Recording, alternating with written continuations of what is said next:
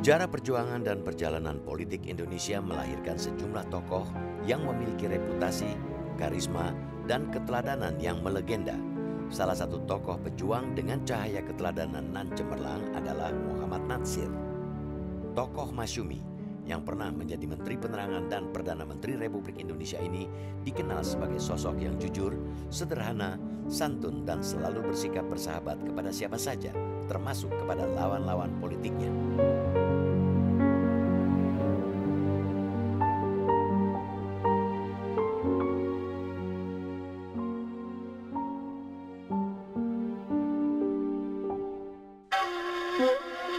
Muhammad Natsir lahir dan dibesarkan di Solok, Sumatera Barat. Natsir menempuh pendidikan dasarnya di HIS dan Mulo di Padang, Sumatera Barat. Setamat dari Mulo, Natsir pindah ke Bandung untuk bersekolah di AMS di kota ini. Selama bersekolah di Bandung, Natsir menaruh perhatian besar terhadap dunia pergerakan untuk memperjuangkan kemerdekaan Indonesia. Ia misalnya kerap mendatangi acara-acara yang digelar PNI dan mendengarkan pidato-pidato Soekarno. Dari tahun 1928 sampai 1932, Natsir juga aktif di perkumpulan Young Islamiten Bond di Bandung. Yang dikenal oleh orang yang pernah kenal dia ya, yang jelas orangnya ramah dan pintar. Itu yang tidak pernah lupa orang biasa pintarnya itu. Ya, dan juga kepintaran mengaji ya dia. Dan pergaulan luas. Karena itulah mudah saja dia juga salah seorang pendiri Young Islamiten Bond. Semasa belajar di AMS Bandung, Natsir berkenalan dan berguru pengetahuan Islam dengan A. Hasan, tokoh pendiri Persis atau Persatuan Islam. Karena semangatnya yang tinggi untuk mempelajari Islam, setamat dari AMS, Natsir memilih tidak memanfaatkan beasiswa dari pemerintah Hindia Belanda untuk kuliah ilmu ekonomi atau ilmu hukum. Pak Natsir memang bercita-cita untuk jadi ahli hukum. Tetapi pada waktu itu, dia juga sudah biasa mengikuti ceramah-ceramah agama ceramah Islam di Bandung. Maka pada waktu itu dia merasakan bahwa panggilan bagi dia sungguhnya bukan melanjutkan sekolah Belanda, tapi memperdalam ke-Islam dan mengajarkan Islam pada anak muda. Selama bersekolah di AMS di Bandung itu sering belajar agama dengan Tunku Hasan, ya Pak Hasan, bukan Tunku Hasan, Pak Hasan. Nah di situ diajarkan tuh bukannya terus didikte, tapi disuruh berpikir terus begitu. Jadi akhirnya ini mengasah otak. Inilah yang membawa perasaan bahwa antara pendidikan agama itu nggak boleh terpisah. Setamat dari AMS pada tahun 1930, Natsir memilih mendedikasikan hidupnya di dunia pendidikan. Sejak akhir tahun 1920-an hingga awal 1940-an, Natsir juga kerap menuangkan berbagai opini dan pikiran-pikirannya di sejumlah majalah. Ia misalnya sering menulis di majalah Pembela Islam yang terbit di Bandung. Natsir juga menulis di majalah Panji Islam terbitan Medan dan sempat terlibat polemik dengan Soekarno mengenai isu-isu keislaman, kemasyarakatan, dan kebangsaan. Sejak tahun 20-an beliau sudah banyak menulis, dan itu bukan hanya tulisan-tulisan yang ringan, tapi itu tulisan-tulisan yang sangat berat dan khususnya berkaitan dengan persoalan-persoalan yang dihadapi oleh bangsa Indonesia ketika itu. Tentu sebagai seorang muslim beliau juga menulis tentang Islam, dan saya kira tulisan beliau yang paling monumental pada waktu itu berkisar tentang tempat Islam di dalam kehidupan sosial, ekonomi, dan politik Indonesia. Semasa penjajahan Jepang, Natsir bergabung dengan Majelis Islam Ala Indonesia yang belakangan berubah menjadi Majelis Syuro Muslimin Indonesia atau Masyumi. Pada tahun 1945, Natsir ditunjuk menjadi salah satu ketua Masyumi. Saat Indonesia merdeka dan pemerintahan Republik Indonesia terbentuk, Natsir dipercaya menjadi Menteri Penerangan di Kabinet pertama Republik Indonesia yang dipimpin Perdana Menteri Syahrir. Satu ciri Bapak sebagai Menteri Penerangan itu adalah membuat berita, mencetak. Sampai di rumah itu ada mesin cetak Gestetner itu. Ada gang kecil, di situ kerja, keponakan suruh kerja. Jadi menyiarkan segala berita-berita. Pada tahun 1950, tak lama setelah pengakuan kedaulatan kemerdekaan Indonesia oleh Kerajaan Belanda, Natsir yang prihatin dengan kondisi bangsa Indonesia yang terpecah-pecah akibat sistem kenegaraan yang berbentuk federal, melakukan sebuah manuver. Dalam kapasitasnya sebagai Ketua Fraksi Masyumi di DPR, pada sidang pleno DPR tanggal 3 Maret 1950, Natsir mengajukan mosi integral. Mosi ini diajukan Natsir untuk mendorong pemerintah Republik Indonesia Serikat mengambil langkah-langkah konkret untuk mempersatukan kembali bangsa Indonesia yang terpecah dalam negara-negara bagian. Itu di waris itu, negara-negara bagian itu kemudian banyak berjatuhan. Banyak ingin bergabung dengan Republik Indonesia. Bergabung, ada yang membubarkan diri, ya akhirnya tinggal 3 negara. Nah pada waktu itulah Pak Natsir sebagai anggota DPR, dia mengusulkan bagaimana ketiganya itu bergabung menjadi satu lagi. Jadi disebut mosi integral. Nah akhirnya diterima, makanya semua itu bergabung menjadi Republik Indonesia. Mosi integral Natsir ikut mendorong kembalinya sistem kenegaraan Indonesia kembali ke bentuk kesatuan. Pada tanggal 17 Agustus 1950, Republik Indonesia Serikat akhirnya resmi dibubarkan. Dan sejak saat itu, sistem kenegaraan Indonesia kembali ke bentuk kesatuan dalam bentuk Negara Kesatuan Republik Indonesia atau NKRI. Pak Natsir mengkritik bukan karena ingin mengambil kekuasaan, tetapi hanya agar supaya ini kembali kepada jalur yang benar. Sesuai dengan koridor Undang-Undang Dasar yang kita miliki. Tidak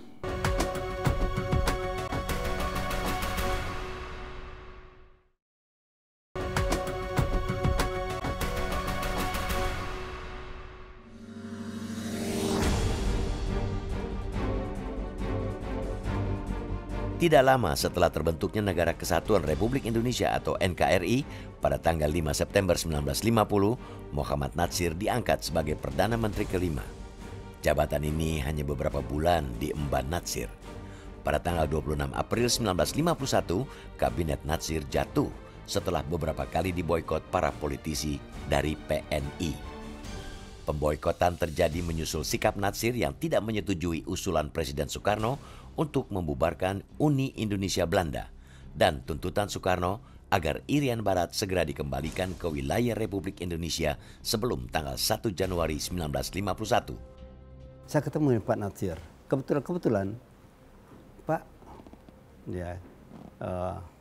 saya bertanya pada Bung Hatta, mengapa Bapak jadi formatur kabinet di tahun 60 itu?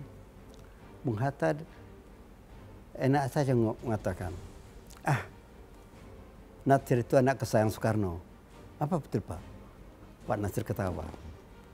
Memang waktu revolusi kami akrab.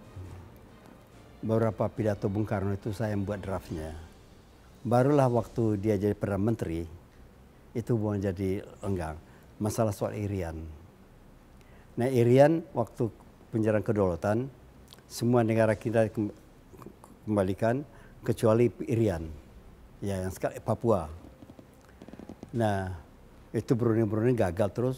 Jadi waktu melapor kepada Presiden, kabinet melapor kepada Presiden, Bung Karno marah-marah. Mengapa ngalah? Kalau begitu bagaimana kalau kita putuskan saja hubungan dengan Belanda?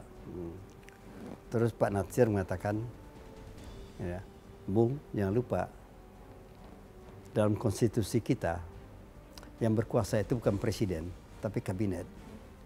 Oh ya saya mengerti. Ya itu Bung berkelenggang.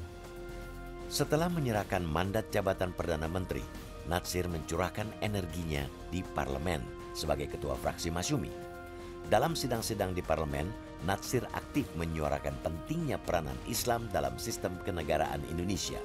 Sebetulnya perhatian Natsir itu adalah agar Islam itu ditempatkan pada posisi yang sewajarnya, yang proporsional sebagai agama mayoritas penduduk Indonesia.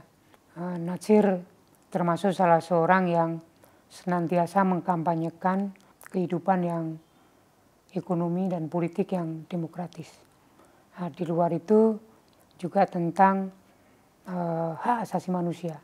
Sebenarnya Pak Natsir tidak menolak Pancasila itu, ya. Jadi sebagai satu langkah kompromi, ya Islam itu pun dapat dirumuskan ke dalam satu falsafah negara yang tidak mesti disebut Islam secara eksplisit, karena beliau berpendapat bahwa 5 asas di dalam Pancasila itu adalah sejalan dengan nilai Islam. Kemudian Pancasila adalah persoalan tafsir. Pada tahun 1958, Natsir mengkritik keras gagasan Nasakom atau Nasionalis Agama Komunis yang diprakarsai Presiden Soekarno. Saat Presiden Soekarno mengumumkan dekrit 5 Juli 1959 dan kemudian membubarkan DPR hasil pemilu 1955, Natsir mengecam kebijakan ini dan menuduh Soekarno sebagai seorang diktator. Natsir itu komitmen keislamannya sangat kuat. Dan sebagai akibat dari itu, Natsir sangat tidak bisa menerima paham komunisme yang bagi dia saya kira dipersepsi sebagai bukan saja bertentangan dengan prinsip-prinsip demokrasi, tapi juga bertentangan dengan prinsip-prinsip Islam. Selama masa demokrasi terpimpin, Natsir yang gerah dengan praktek kekuasaan yang dijalankan Presiden Soekarno membawa keluarganya menyingkir ke Sumatera Barat. Ketika sejumlah perwira militer mengumumkan terbentuknya Pemerintahan Revolusioner Republik Indonesia atau PRRI di wilayah Sumatera, Natsir ikut menyokong pemberontakan untuk menuntut otonomi dari pemerintah pusat tersebut. Ketika PRRI itu diumumkan, saya kebetulan sudah cukup dewasa pribadi ya, tahun 50-an itu, 7, mendengar sendiri radio bahwa tujuannya bukan untuk menegakkan negara tetap sebagai suatu pressure untuk mengkoreksi pemerintah pusat. Sebenarnya Pak Natsir itu tidak resmi bergabung dengan PRRI. Dia lagi di sana, tapi dia tidak ikut. Tapi dia dulu dia ikut lari dia. Jadi banyak juga orang yang tidak ikut tapi terang kritis pada pemerintah, ya kena dia. Itu PRRI itu kan pertama Pak Natsir dulu kan ke Palembang, terus ke Sumatera Barat. Kami menyusul, ya seolah-olah liburan lah ke sana gitu ya. Nah, waktu sudah mulai ada pertempuran, kami menyingkir ke pinggir kota gitu ya, di daerah Bukit Tinggi. Dan itu kami berpisah. Pak Natsir dengan koleha beliau PRRI, ya, kami diungsikan ke kampung beliau meninjau kan. Berpisah, jadi kami berhubungan dengan kurir aja. Ketika kekuatan militer PRRI dilumpuhkan pada bulan Agustus 1961, Natsir dan beberapa tokoh PRRI lain menyerahkan diri, menyusul keterlibatan sejumlah tokohnya dalam pemberontakan PRRI. Masyumi dan PSI dibubarkan pemerintah, sementara Natsir dan sejumlah tokoh Masyumi ditahan di penjara tanpa proses pengadilan. Setelah PRRI itu rencananya kan mau diamnestikan, ternyata ditahan. Pertama ditahan di Cipayung, terus dibawa ke Batu Malang. Di Batu Malang selama setahun tuh sampai bisa Bapak bikin fikut dakwah ya. Terus sudah itu dibawa ke Jakarta, masuk RTM di Budi Tomo. Tatkala pemerintahan Presiden Soekarno tumbang pada tahun 1966, Natsir dibebaskan dari penjara. Natsir yang kala itu berada di luar kekuasaan memilih aktif sebagai pendakwah, penulis, dan pendidik. Bersama sejumlah tokoh Islam, Natsir mendirikan Dewan Dakwah Islamiyah Indonesia atau DDI untuk mengaktifkan gerakan dakwah di masyarakat. Ketika pertama Orde Baru memang tidak mau dengan politik lagi, dengan partai-partai, ya tidak dikatakan, tapi itu kan nampak usaha menumbuhkan Masyumi lama dengan nama baru juga tidak boleh. Dan kemudian dia juga merasa lebih baik dia kembali kepada asalnya. Dia dulu guru agama, lebih baik dia kembali lagi, dia dirikanlah dan dakwah. Dan itu banyak orang Masyumi lama yang mendukung. Pak Nasir merasa ada perlu usaha yang lebih intens dalam menjelaskan prinsip ajaran Islam di dalam kehidupan masyarakat berpolitik dan bernegara. Maka beliau memilih untuk mendirikan Dewan Dakwah Islam Indonesia pada tahun 67 bulan Februari. Dewan Dakwah didirikan untuk memahamkan ajaran Islam bahwa kita juga harus banyak dalam kegiatan sosial dan kenyataan seperti pendidikan, kesehatan, dan lain-lain. Pada masa-masa awal pemerintahan Orde Baru, Natsir yang masih di penjara ikut berjasa dalam proses diplomasi pemulihan hubungan Indonesia dengan Malaysia. Ia ikut andil mengirim nota kepada Perdana Menteri Malaysia, Tunku Abdul Rahman, untuk mencairkan hubungan Indonesia dengan Malaysia.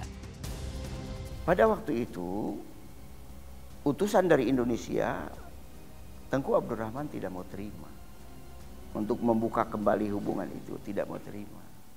Sampai ada orang mengatakan, wah ini kuncinya ada di Pak Nasir. Tapi Pak Nasir itu ada di penjara. Makanya ketika orang itu datang, kata Pak Nasir, apa yang bisa saya lakukan? Saya ini tahanan. Tapi Pak Saprudin pada waktu itu mengatakan, udah bikin surat. Dibikinlah surat itu untuk Tengku Abdul Rahman. Nah, ketika kabar sampai ke sana bahwa ada surat dari Pak Nasir, langsung diterima dan hubungan langsung cair. Natsir juga berjasa mengontak dan melobi pemerintah Kuwait agar menanam modal di Indonesia dan membantu meyakinkan pemerintah Jepang terkait kesungguhan Orde Baru melakukan pembangunan ekonomi. Nah, setelah keluar itu tahun 68, Bapak ada kesempatan ke Tokyo. Nah, di Tokyo itu kan ada Fukuda, segala macam kayak Fukuda. Terus mendengar Pak Harto itu tidak diterima. Terus Bapak bilang, itu kan presiden kami. Kenapa tidak diterima? Mereka bantuan. Terbuka gitu, ya sudah. Nggak hanya begitu aja. Ketika rezim Orde Baru berangsur menjadi pemerintahan otoriter, Natsir mulai kerap mengkritik pemerintahan Soeharto. Pada tahun 1980, bersama sejumlah tokoh nasional seperti Abdul Haris Nasution, Ali Sadikin, Jenderal Hugeng, dan lain-lain, Natsir ikut menandatangani petisi 50 yang berisi berbagai kritik terhadap kebijakan dan penyelewengan kekuasaan yang dilakukan pemerintahan Presiden Soeharto. Sebagai negarawan yang dia berpikir dengan politik, Pak Nasir selalu melakukan yang pertama adalah sosial kontrol terhadap pemerintahan yang ada, kemudian melakukan social support. Jadi kalau ada kebijakan yang memang bagus untuk rakyat, itu disupport. Tapi ketika ada misalnya penyimpangan dan sebagainya, itu dikritik. Dan kritik Pak Nasir itu bukan mengkritik orangnya, tapi mengkritik pemikirannya. Pak Nasir mengkritik bukan karena ingin mengambil kekuasaan, tetapi hanya agar supaya ini kembali kepada jalur yang benar, sesuai dengan koridor Undang-Undang Dasar yang kita miliki. Akibat keterlibatan dalam kelompok petisi 50 ini, Natsir sempat dicekal dan pergerakannya kerap diawasi dan dibatasi oleh pemerintah.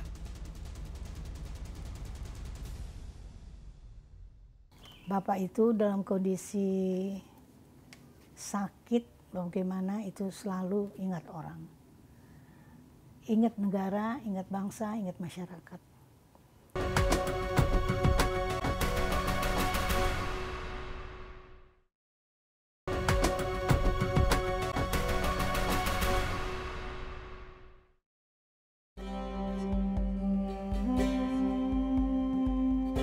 Sebagai seorang pemimpin yang sekaligus seorang politisi dan pemikir, Muhammad Natsir dikenal sebagai seorang yang memiliki sikap dan pemikiran serta pandangan-pandangan politik yang tegas. Namun, meski dikenal tegas, Natsir juga dikenal luas sebagai seorang tokoh yang selalu jujur, ramah, santun, tulus, dan bersahabat. Kalau sudah bicara tentang Pak Natsir sebagai pribadi, orang tidak banyak bisa bicara apa-apa. karena semua sudah harus mengakui kejujuran dan keikhlasannya. Bahkan Bung Karno dalam politik bisa berlawan dengan Pak Natsir, tapi dalam soal pribadi dia tetap menghargai Pak Natsir. Kisah kesederhanaan Natsir sebagai seorang pejabat publik dalam catatan sejarah misalnya terekam dalam kesaksian wartawan sekaligus Indonesianis asal Amerika Serikat George Turner Kahin. Pada tahun 1945 saat bertemu untuk mewawancarai Natsir yang menjabat Menteri Penerangan, Kahin sempat dibuat takjub karena yang dijumpainya adalah seorang pejabat yang berbusana sangat bersahaja dengan jas kumal yang di beberapa bagiannya terdapat tambalan. Dari beberapa orang yang mengenal Natsir, Kahin kemudian juga mengetahui bahwa sang menteri hanya memiliki 2 kemeja butut. Dan Bapak mau menanamkan kesederhanaan. Dia katakan cukupkan yang ada. Yang ada itu cukup. Bukan kita nggak boleh berusaha. Berapapun dapatnya kita cukupkan itu. Ya, jadi jangan terus begitu sehingga keluar dari jalurnya itu yang Bapak tahu. Cukupkan yang ada itu cukup. Itu prinsip. Saat menjadi Menteri Penerangan, Natsir yang menikah sejak tahun 1934 juga sempat tidak memiliki rumah, hingga harus tinggal menumpang di beberapa rumah sahabatnya. Natsir baru memiliki rumah pada tahun 1946 setelah pemerintah membelikannya sebuah rumah sederhana tanpa perabot di Jalan Jawa, Jakarta yang kini bernama Jalan Cokro Aminoto. Ditampung di rumah kakek ya, adik kakek gitu. Dari ibu saya di Gang Alfu di Sawah Besar. Sudah itu ke Kampung Bali. Sudah itu ke rumah Pavilion Pak Haji Agus Salim di jalan dulu Gereja Trisha, sekarang Haji Agus Salim. Nah itu ya zaman agresi itu kita akhirnya pindah ke Jalan Jawa nomor 28 Cokro Aminoto, tapi sebelah sana. Kisah tentang kesederhanaan dan kejujuran Natsir juga ditunjukkannya saat ia mundur dari jabatannya sebagai Perdana Menteri pada tahun 1951. Saat itu, Natsir menolak menerima sisa dana taktis dengan banyak saldo yang berdasarkan ketentuan menjadi hak Perdana Menteri. Natsir juga dikisahkan pernah menolak pemberian mobil mewah Chevrolet Impala dari seorang pengusaha yang juga sahabatnya. Menurut putri Natsir, Aisyatul Asriya, ayahnya menolak pemberian itu karena merasa telah cukup memiliki mobil tua De Soto yang ia beli sendiri untuk kepentingan mengantar jemput anak-anaknya. Yang tadi dikatakan diberi mobil itu saya juga lihat. Impala tuh merah, mobil. Bapak diam aja. Dulu kan ada Hashim Ning, ada Dasaat gitu kan, orang-orang pengusaha-pengusaha nasional. Enggak, mobil saya udah ada. Ya Bapak kan pantasnya enggak mau. Memang enggak, ya kami juga enggak dibiasakan untuk ya bagaimana gitu, cukup satu. Sikap legendaris Natsir lain yang dikagumi dan dikenang banyak orang adalah ketulusannya dalam menjalin hubungan sosial dengan setiap orang, termasuk dengan orang-orang yang berbeda pandangan politik atau ideologi dengannya. Natsir misalnya tetap bersahabat karib dengan lawan-lawan politiknya, baik dari kubu nasionalis, Kristen Katolik atau komunis, meski ia kerap bersilang pendapat dengan sangat tajam dengan mereka. Pak Natsir akrab sekali dengan Kasimo, ketua Partai Katolik. Itu apa artinya?